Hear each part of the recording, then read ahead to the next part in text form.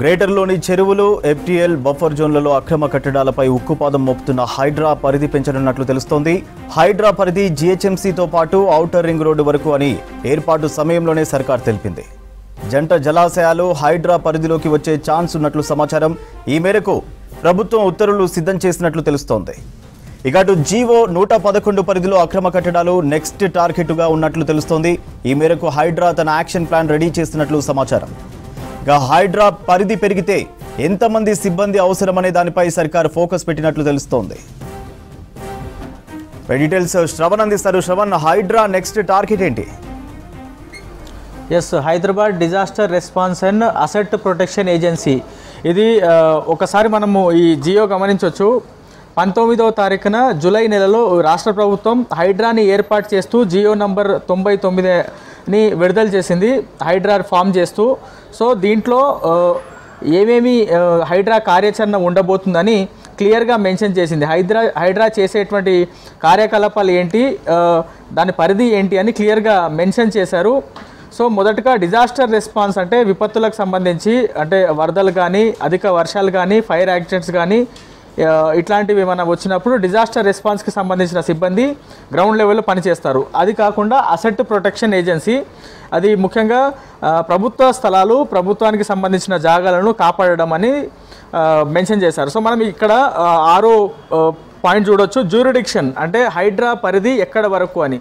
The jurisdiction of Hydra shall comprise the entire areas of GHMC and all urban local bodies and rural local bodies up to ORR. అంటే ORR వరకు మాత్రం హైడ్రా పరిధి ఉంటుంది అనేది 19వ తారీఖున July నెలలో విడుదల చేసినటువంటి జియోలో క్లియర్గా మెన్షన్ చేసి ఉంది. అయితే దీని తర్వాత మనం ఒకసారి చదివితే, any area as may be specially included or excluded by the government from time to time in future. అంటే హైడ్రా పరిధి ప్రస్తుతం గ్రేటర్ హైదరాబాద్తో పాటు ORR వరకు హైడ్రా పరిధి ఉంటుంది.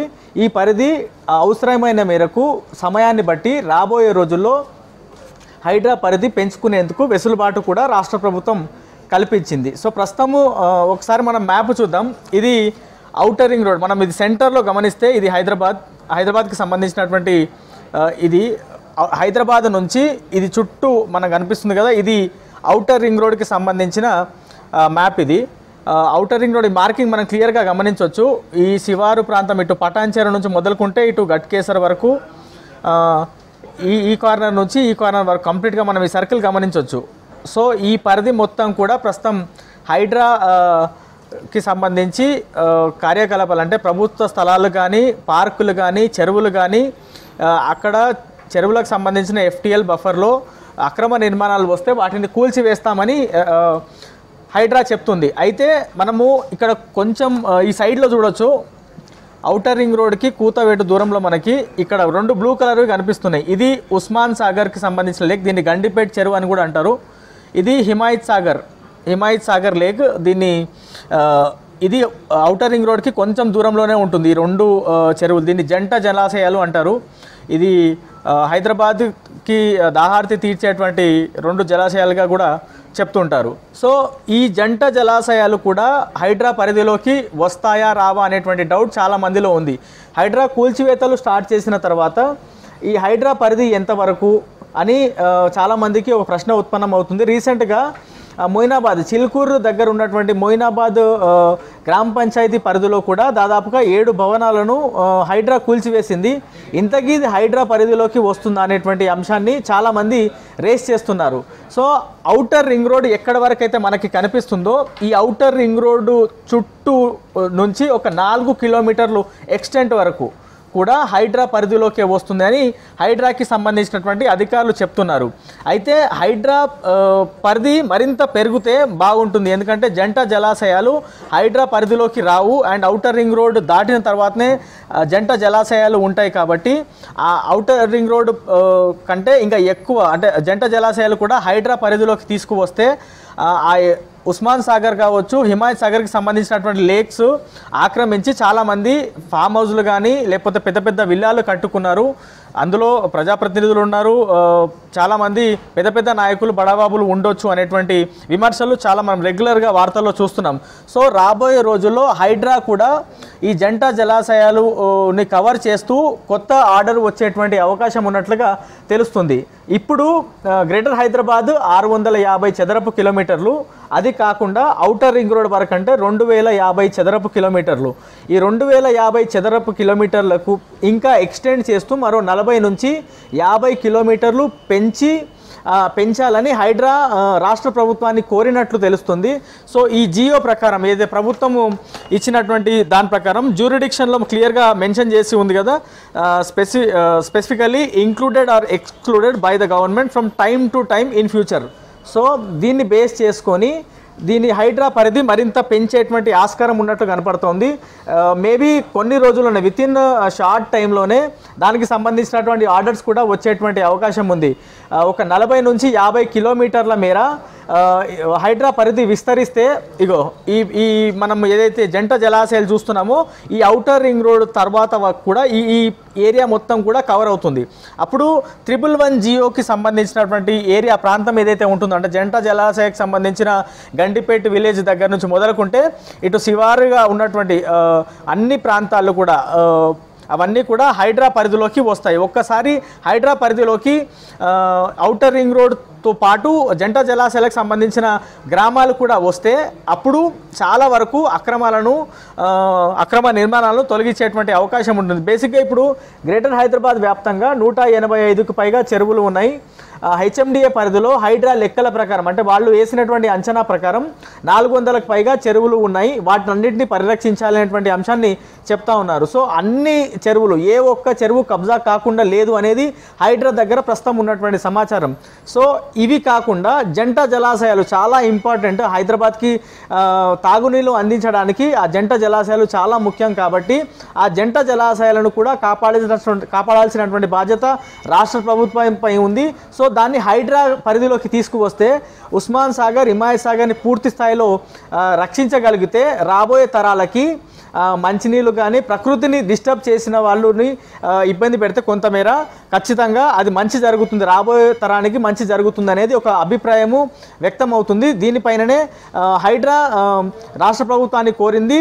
రాష్ట్ర ప్రభుత్వం దగ్గర నుంచి కూడా సానుకూలత వ్యక్తమైంది. 2-3 రోజులు అంటే చాలా షార్ట్ స్పాన్ ఆఫ్ టైంలోనే దానికి సంబంధించినటువంటి ఆర్డర్ వచ్చేటువంటి అవకాశం ఉంది. అయితే హైడ్రా దగ్గర సరిపడా మ్యాన్ పవర్ ఉందా అనేటువంటి ప్రశ్న ఉత్పన్నం అవుతుంది. ఇప్పుడు ఏరియా ఇంత ఉంది, ఔటర్ రింగ్ రోడ్ వరకు ఉంది, ఇంకా ఏరియా పెంచాలని హైడ్రా కోరుతుంది. మరి సరిపడా మ్యాన్ పవర్ ఉందా అంటే ప్రస్తుతం హైడ్రా దగ్గర ఉన్నటువంటి మ్యాన్ పవర్ 3,200కు పైగా మ్యాన్ పవర్ ఉంది.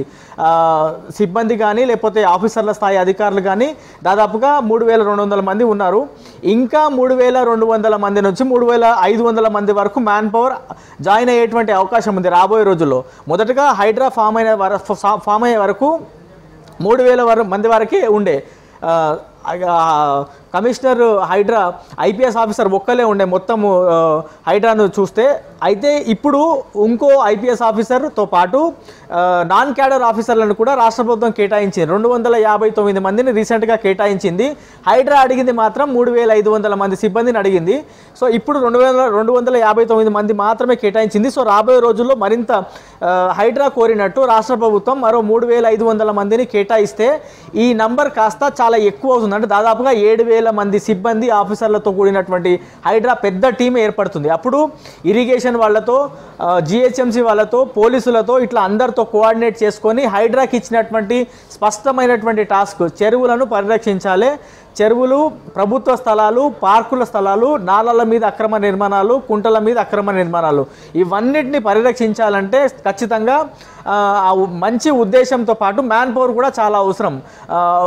ఒక్కరు కానీ ఇద్దరు కానీ 100 మంది కానీ చేయలేని పరిస్థితి. సో మ్యాన్ పవర్ మరింత పెరిగితే ఖచ్చితంగా రాష్ట్ర ప్రభుత్వం ఏదైతే మంచి ఉద్దేశంతో ప్రభుత్వ స్థలాలు కానీ చెరువులను పరిరక్షించాలనేటువంటి ఉద్దేశంతో హైడ్రా ఏర్పాటు చేసిందో అది ఖచ్చితంగా ఫుల్ఫిల్ అయ్యేటువంటి అవకాశం ఉంది. సో ఆ మ్యాన్ పవర్ వస్తే ఈ పరిధి పెంచడంతో పాటు ఒక పోలీస్ స్టేషన్ కూడా, హైడ్రాకి ఒక పోలీస్ స్టేషన్ని కూడా ఏర్పాటు చేయబోతున్నారు. అది హైడ్రా హెడ్ క్వార్టర్స్ ఎక్కడైతే ప్రస్తుతం బుద్ధా భవన్లో ఉందో అదే బుద్ధా భవన్లో ఒక పోలీస్ స్టేషన్ని కూడా ఏర్పాటు చేయబోతున్నారు.